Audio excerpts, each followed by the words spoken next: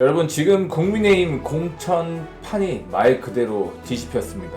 현역 광역단체장까지 컷오프되고 대구와 부산까지 칼바람이 번질 수 있다는 관측이 나오고, 여기에 오세훈은 공천 신청을 2번 미루다가 오늘에서야 후보 등록을 하겠다고 나섰습니다. 오늘 저는 이 사안을 아주 차례대로 한번 정리해 보겠습니다. 첫째, 국민의힘 공천에서 지금 무슨 일이 벌어지고 있는가? 둘째, 왜 공천관리위원장은 컷오프라는 강수를 둘 수밖에 없는가? 셋째, 컷오프를 당했거나 거론된 사람들은 왜 그렇게 강하게 반발하는가? 넷째, 오늘 오세훈의 후보 등록은 왜 선당 후사가 아니라 막판 계산이라는 비판을 받는가? 다섯째, 보수 유권자 입장에서 이번 사안을 어떻게 봐야 하는가? 저는 분명히 좀 말씀드리겠습니다. 저는 이번 사안에서 공천위원장의 혁신 방향성 자체는 지지합니다. 왜냐? 지금 국민의힘은 그냥 평소 하던 식으로 익숙한 얼굴끼리 현역 프리미엄에 기대서 선거를 치를 상황이 아니기 때문입니다. 당이 무너질 위기인데 공천이 아무 일 없듯 흘러가면 그게 더 이상한 겁니다. 반면 오세훈은 강하게 비판하겠습니다. 당을 바꾸고 싶었다면 제도 안에서 싸워야지 당 밖에서 몸값 올리듯 압박하다가 마지막에 들어오는 모습은 너무 비겁해 보입니다. 그리고 보수 진영 전체를 생각한다면 이런 식의 줄다리기는 당을 살리는 리더의 태도가 아닙니다. 오늘 이 문제 저와 여러분들이 함께 짚어보겠습니다.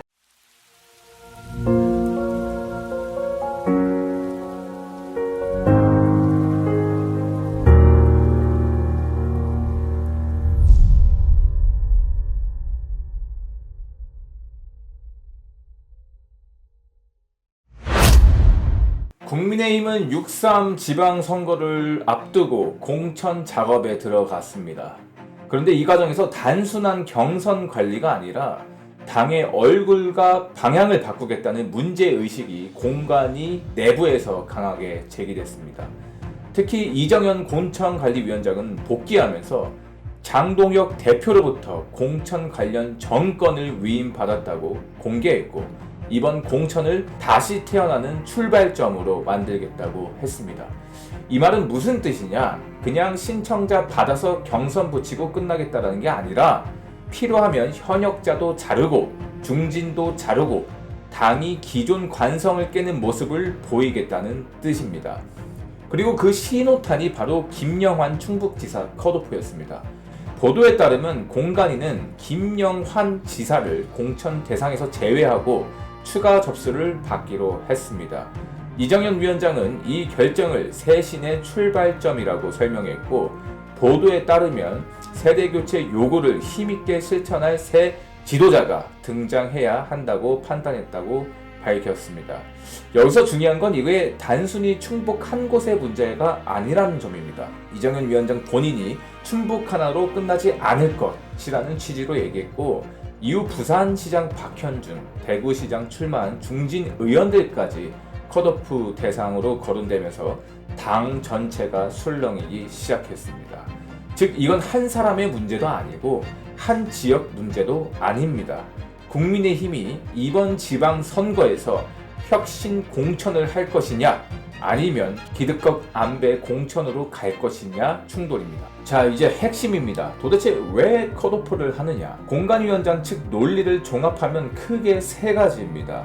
첫 번째, 당이 이대로는 안 된다라는 위기의식입니다. 이정현 위원장은 복귀하면서 당의 정기 충격과 같은 결단이 필요하다 취지의 메시지를 냈습니다. 이 말은 곧 평범한 방식으로는 국민에게 변화의 신호를 줄 수 없다는 판단입니다. 정치에서 공천은 단순한 인사 절차가 아닙니다. 공천은 메시지입니다.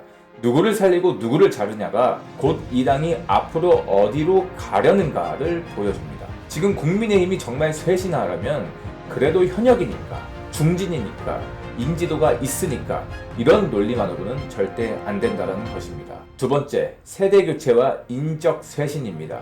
보도에 따르면 공관위는 김영환 지사 컷오프 사유로 세대교체 요구를 힘있게 실천할 새 지도자 필요성을 들었습니다.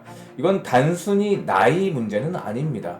정치 스타일, 이미지, 책임성, 확장성까지 포함한 말입니다. 즉 공관위는 이런 판단을 했을 가능성이 큽니다. 지금 국민의힘은 지지층 내부 결집만으로는 안 된다.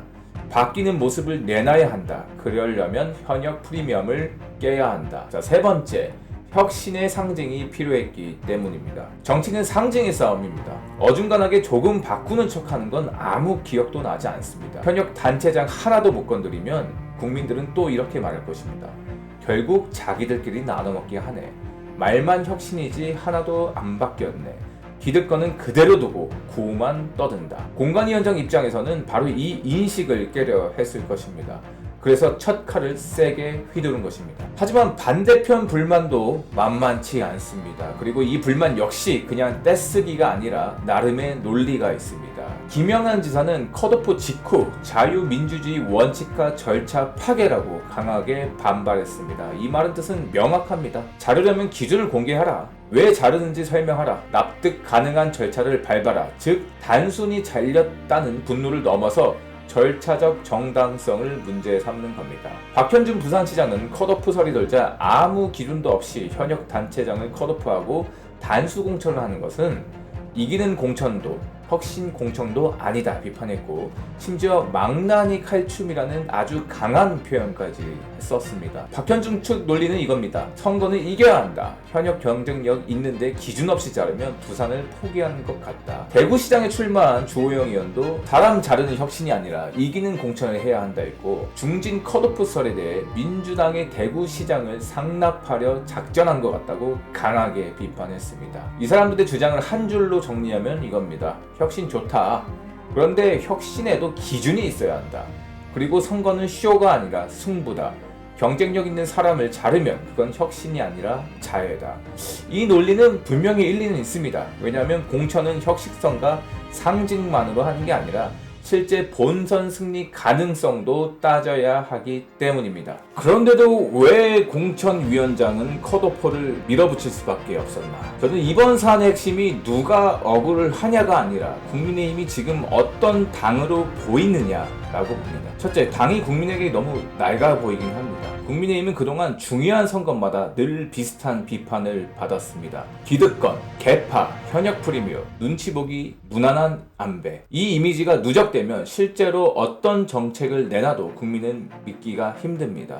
공관위원장 입장에서는 이번 공천에서 그 틀을 깨지 않으면 앞으로도 국민의힘은 변하지 않는 당으로 굳어질 수 있다고 본 겁니다.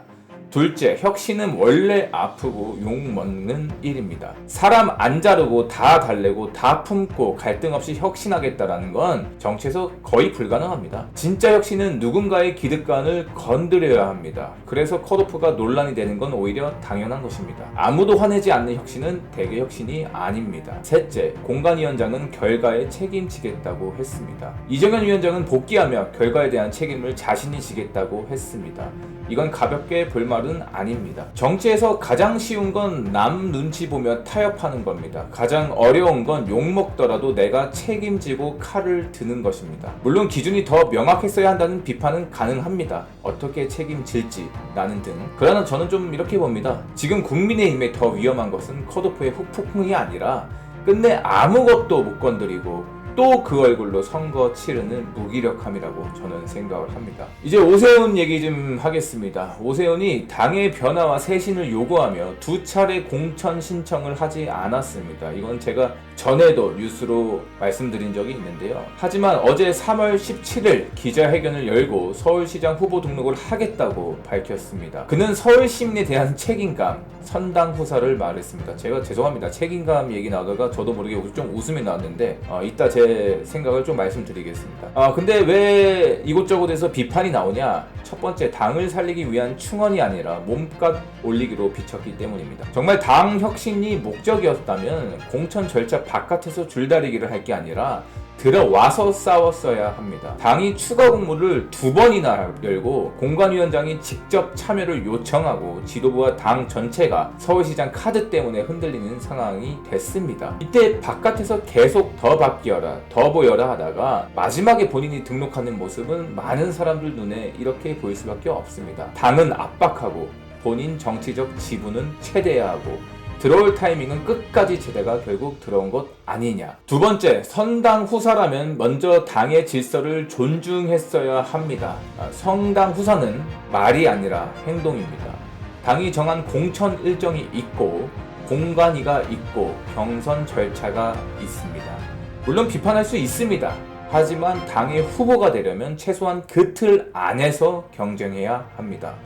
두 번이나 신청을 미루고 당이 본인을 위해 접수 기간까지 연장하게 만들고 그러다가 마지막에 책임감 때문에 등록한다고 하면 이건 많은 보수 지지자들에게 감동보다 피로함과 분노를 줍니다. 세 번째, 지도부 비판과 후보 등록을 동시에 하는 건 책임 정치가 아닙니다.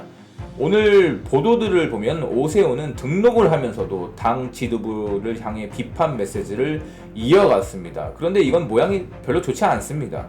정말 당을 위해서 들어온 거면 들어온 뒤에는 내부 경선과 선거 승리를 중심으로 가야 합니다. 등록을 해놓고 나는 원래 이 당 마음에 안 들었다 식으로 말을 하면 그건 책임 분산이지 책임 정치가 아닙니다. 저는 오세훈의 행동을 이렇게 규정합니다. 정치적 계산이 너무 많이 보였다. 물론 오세훈이 본인 입장에서 명분이 있다고 말할 겁니다. 당이 더 바뀌어야 했다. 더 혁신해야 했다. 더 강한 조치가 필요했다. 그런데 보수 진영 전체를 보십시오. 지금 당은 공천 내용으로 흔들리고 있습니다. 이럴 때 가장 영향력 있는 인물이 해야 할 일은 뭡니까? 당 밖에서 조건 걸기입니까? 아니면 당 안에서 들어와 책임 있게 승부하는 것입니까? 저는 후자라고 봅니다. 그리고 더 냉정하게 말하겠습니다. 오세훈 오늘 등록으로 결국 안 나갈 수 없었다는 걸 스스로 보여줬습니다. 지금까지 객기 부린 거예요. 그렇다면 처음부터 들어와 경선해야 맞는 것이었습니다. 끝까지 밀당하다가 당이 3번이나 문을 열어주고 이제 와서 선당 후사를 말하는 건 앞뒤가 맞지 않습니다. 그래서 저는 이렇게 말하고 싶습니다. 오세훈, 정말 당과 보수를 위한다면 더 이상 계산 정치 하지 마십시오. 당을 흔드는 방식이 압박 정치는 여기서 멈추십시오.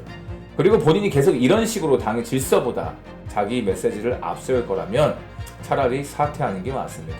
저는 개인적으로 사퇴하는 게 더 맞다고 봅니다. 이건 감정적 비난이 아닙니다. 보수 진영의 리더라면 보여줘야 할 태도에 대한 요구입니다. 자, 그러면 보수 지지층 또 국민의힘 당원은 무엇을 봐야 하나?